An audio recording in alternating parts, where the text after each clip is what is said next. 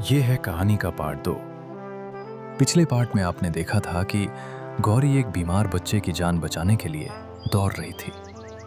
रास्ते में उसकी साइकिल की हवा निकल गई और वक्त बहुत तेजी से हाथ से निकल रहा था। क्या गौरी समय पर मेडिकल स्टोर तक पहुंच पाएगी? आइए देखते हैं आगे क्या हुआ। उसके हाथ थक रहे थे, सांसें तेज चल रही थीं, लेकिन वो रुक नहीं रही थी। आखिरकार साइकिल के पहिए में हवा भर गई। गौरी तुरंत साइकिल पर बैठी और मेडिकल स्टोर की तरफ निकल पड़ी। रास्ता लंबा था। तभी आसमान में अचानक काले बादल छा गए। तेज हवा चलने लगी। कुछ ही पलों में बारिश की मोटी मोटी बूंदें गिरने लगी। लेकिन गौरी रुकी नहीं। वो भीगती हुई साइकिल चलाती रही। तभी जोर की बिजली चमकी।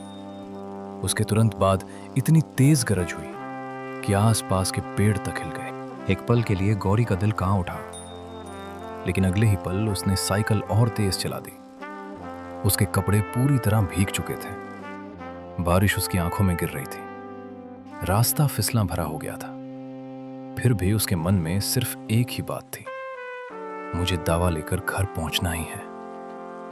काफी मुश्किलों के बाद वो मेडिकल स्टोर पहुंच गई। उसने डॉक्टर की पर्ची दिखाई।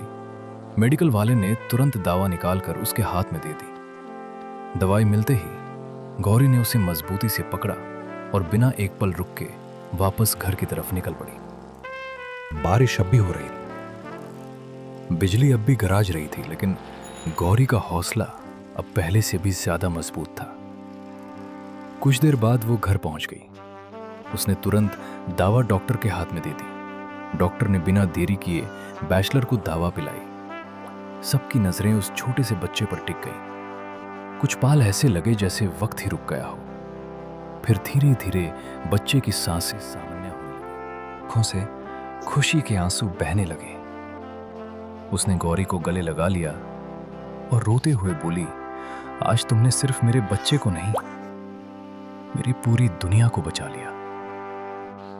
गौरी बस हल्का सा मुस्कुराई।